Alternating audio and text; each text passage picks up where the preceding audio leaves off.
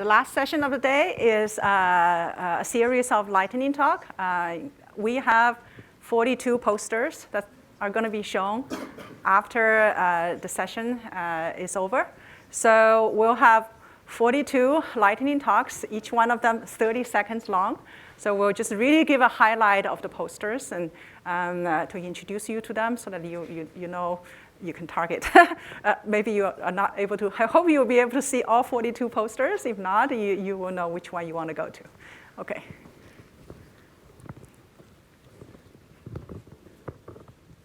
Should I introduce names? Or maybe it's good for each person to introduce yourself. In neurophysiology, we lack a common way of storing data. This inhibits data sharing between labs and also development of software tools that are generic and can be shared. We present a standard format for storing the data and stores unified format, stores a wide variety of neurophysiology data in a computer and human readable way. The Institute's using this format for its data releases and internal use. Yeah, that was by Keith Godfrey, Songling Ding. Yeah. Generally, the subclass was reported to connect with the regions important for motivation, emotion, reward, addiction, and stresses. However, our recent analysis has revealed the prosubclass rather than subclass project to this region, so related with those important functions.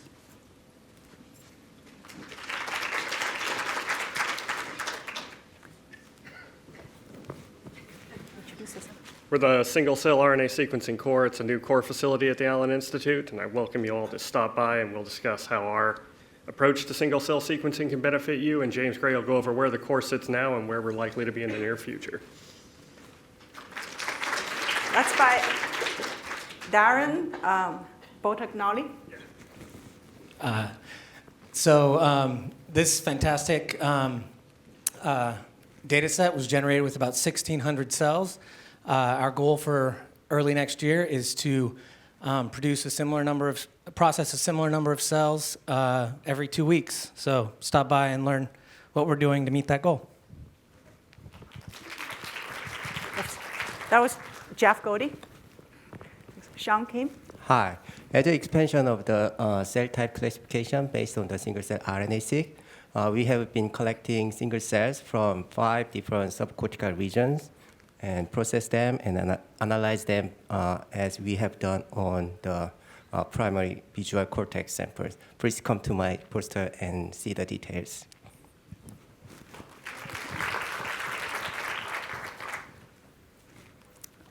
Hi, so we're going to be presenting on this year's summer workshop on the dynamic brain. And so this is a 2-week intensive course covering a wide variety of advanced topics in neuroscience. So if you come by, we can tell you a little bit more about the course as well as a couple of the projects that we had worked on using the data sets on the slide. That was Christina. I'm going to take you on a tour of 3 locations that last month were the highest users of the mouse, of the human, and of the connectivity data sets. So the public resources that we produce really are advancing our understanding of the brain. So come by my poster and we'll talk about how we get the word out. That was Terry Gilbert. Now Tanya. Hi, I'm Tanya, and I work with Hong Kui to lead the Institute's mouse transgenic program. Please come by my poster to learn all about our brand new Cree flip driver lines and also our Tiger reporter lines that we have in progress.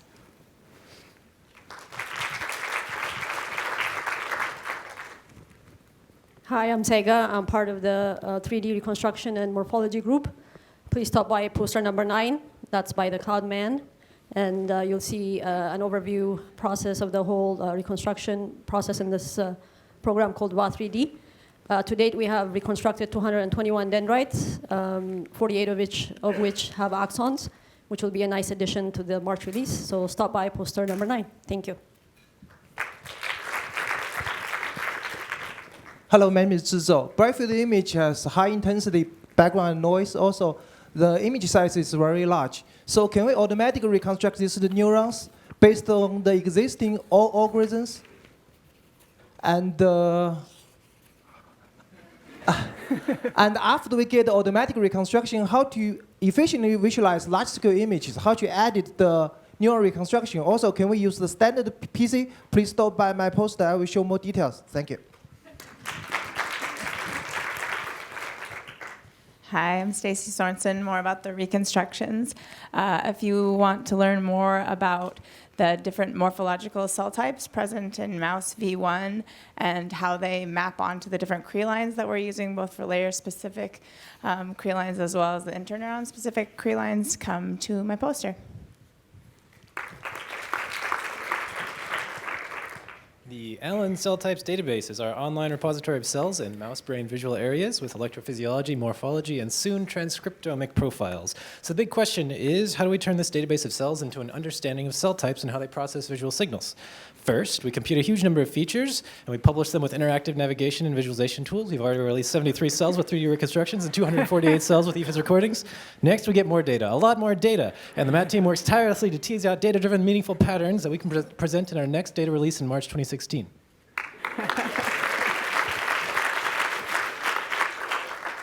Hi, I'm Kristen from the EFIS core. We've published data from hundreds of neurons in V1 this year, but if you spend any time looking at the cell types database or paid attention to that screenshot that's popped up so many times today, you might have noticed that these cells are mostly bunched up in the rostral part of V1, and that's because cell orientation varies with the curvature of the brain, but the blades we use are straight. So we get nice complete cell arbors like the first one in some places and truncated cells in others. So come visit our poster to see how the EFIS core and tissue processing are collaborating to solve this problem. Thanks. Hello, I'm Rusty from the EFIS core, and I just want to give an update on how we've been coming along this past year since we began production. So I'm very proud to report that we, after many patch clamping attempts, we've now accumulated over 2,000 experimental recordings, and we've reached over 2 million views on the Allen Cell Types database. So with another data release just around the corner, we're very excited to delve into these data, see what interesting findings await us. So come by, see poster 1.15, and see how we made this pipeline possible. Thanks. Hello, excuse me. Hello, my name is Dijon Hill, and I work in the electrophysiology core. This year, we began production of human data. Human tissue cases are extremely rare, and human tissue is rare. We want to patch, so we are patching multiple cells in a single slice to circumvent that. The poster is a collaboration with Christine Kohasian from the imaging team. Come swing by and see how we are tackling this issue. Thanks.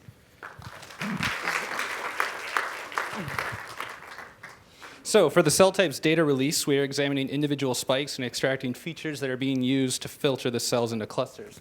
I started a project at the Dynamic Brain Workshop that takes us a step forward, and we're using individual spikes to look at the shapes of those spikes and the action potentials and point out components to find a new way to cluster these cells.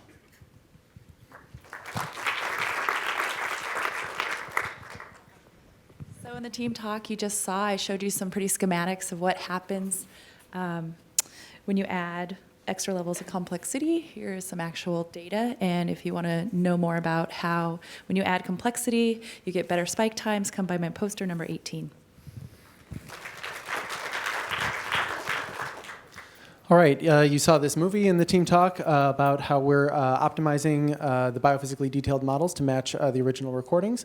What I couldn't show you is that we've done this for a wide variety of different cell types and firing patterns. So come by my poster to find out more details about how we put those together and see the different results.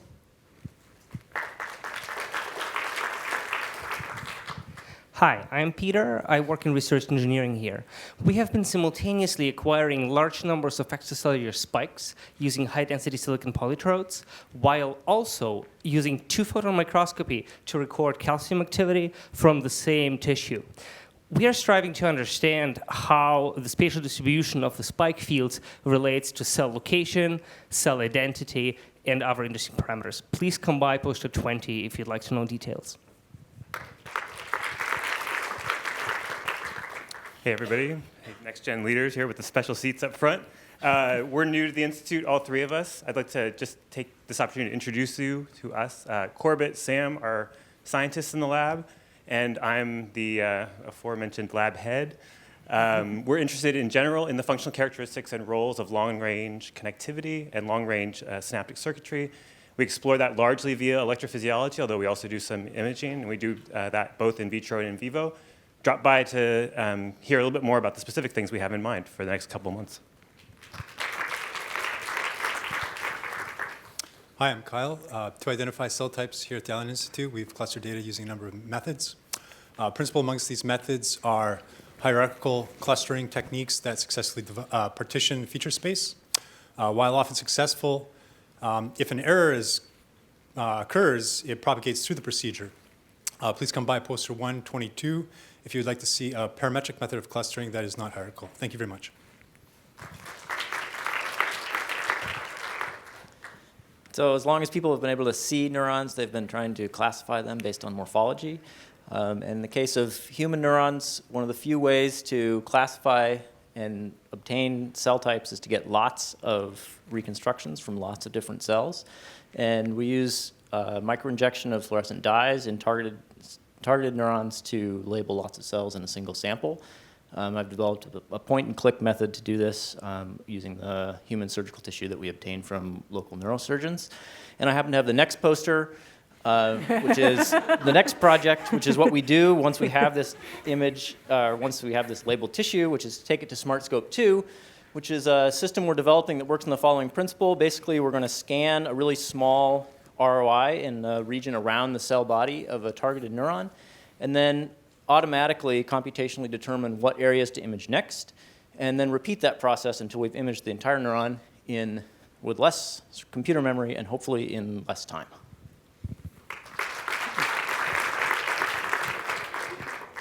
My name is Xiaoxia Liu. I'm part of the MAT team.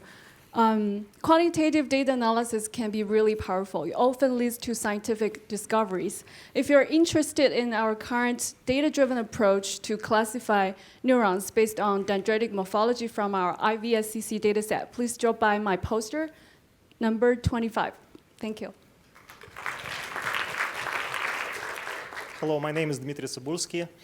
I'm from research engineering, and this work describes our ongoing efforts to develop a better version of blind patient technique to target fluorescently labeled cells deep in the brain tissue. So far, we can expect about 1 billion photons per second generated from a single cell with 2-photon effect. And this is not much, but could be sufficient to decide whether you have the right cells or not. So you're welcome to stop by the poster number 26 to discuss this in more details. Thank you. Hi, my name is Jeremy Miller. I'm in human cell types. Come by my poster to learn about the NIH Blueprint Non-Human Primate Atlas. You can see a beautiful spatiotemporal profile of V1 scanning across the screen. You can also learn about, look at gene expression for different cells, or markers for different cell types, and learn about differences between species and other developmental things with transcription. It's very exciting. Come by my poster. We also learn a way to convert one slide into 5 slides. Or 5 into 1. Our poster is about the traumatic brain injury project from the IT point of view. From our point of view, there are 2 main challenges. First, trying to integrate all of that data with the larger data set, and second, building a web product that is going to make that data and its analysis and finally its interpretation as accessible as possible.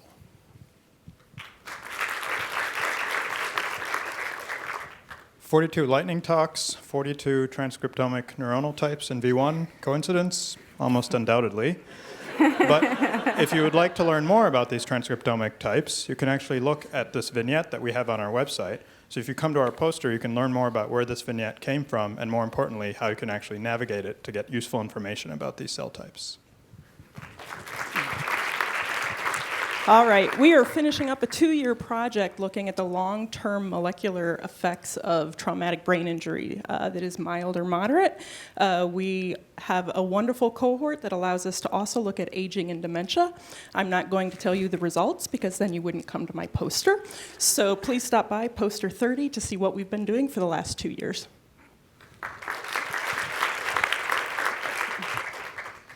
Hi, my poster is about the procurement of human tissue from both postmortem and living donors.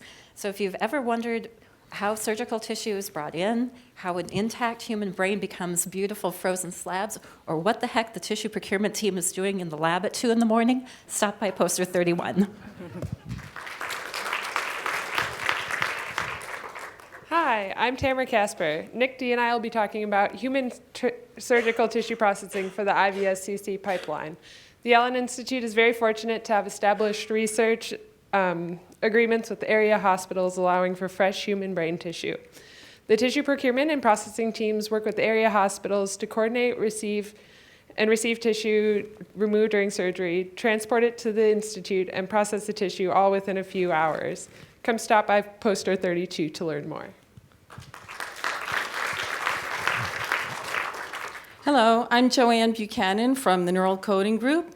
Our team would like to invite you to poster number 33, where you can learn about tissue prep methods for high contrast, high throughput transmission electron microscopy. You may also learn a little bit of something that the gourmet chef Julia Child can teach us about preparing secret sauce for samples in the field of connectomics. Thank you.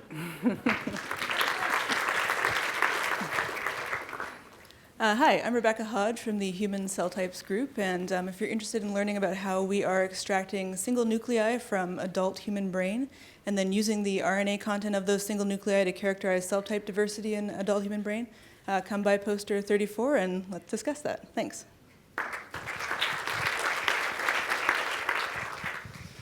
Hi, I'm Chris Hill. I'm a QC analyst with the methods development team. We work to help set up and optimize process workflows and develop quality control steps for pipeline projects. Come see my poster to learn more about what we've done for the IVSCC line. Thanks. Hi, I'm Abdia McGraw. I'm from the Histology and Reagent Prep. If you need neuron stain, we have that. We rock the biosite and staining through ePhys. Need your tissue characterized? We can do that too. We have fresh human tissue coming online this year. And if you got live cells, we have ACSF to keep your tissues alive. Thank you.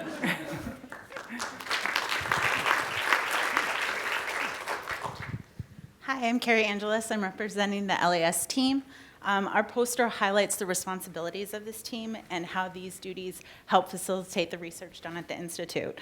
Stop by to talk to us about some of the updated processes we have for our new facility, and come and talk to us and learn more about some steps we're taking now to prepare for future ALAC accreditation.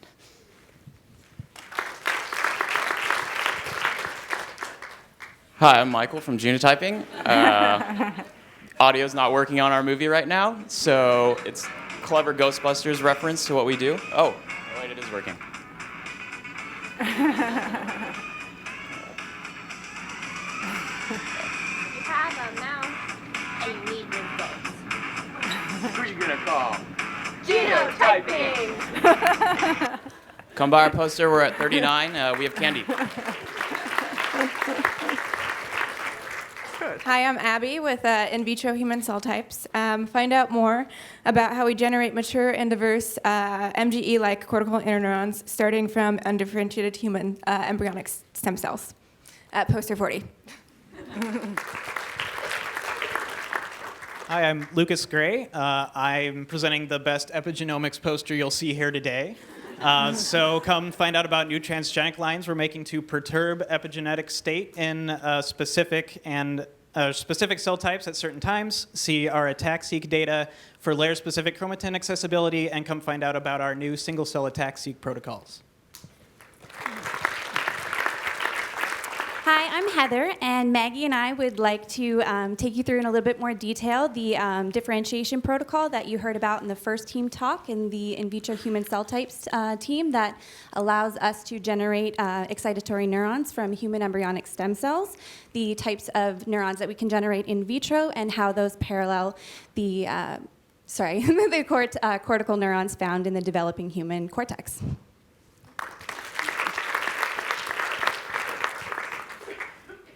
Hello, my name is Costas.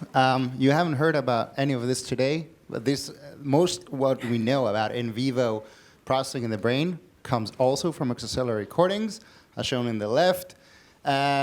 One very important process in trying to understand what extracellular EPHIS recordings mean in terms of spiking involves a step of spike clustering, which, believe it or not, is one of the least standardized processes as far as I know, in neuroscience. So come by poster 43 to see how we're trying to standardize this process. Thank you very much.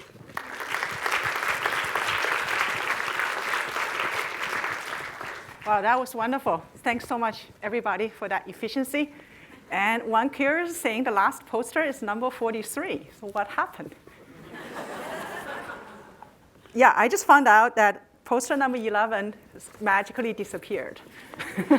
So that still gives us a perfect number of 42 and a perfect day. So poster session is outside, is actually go inside the building in the atrium and also on the mezzanine and the second floor. I want to thank all the presenters today and also thank the entire Allen Institute team because as you can see, this really, every project is a multidisciplinary, multi-team collaborative effort. Finally, I also want to thank our founders, Paul Allen and Jody Allen, to make all this happen.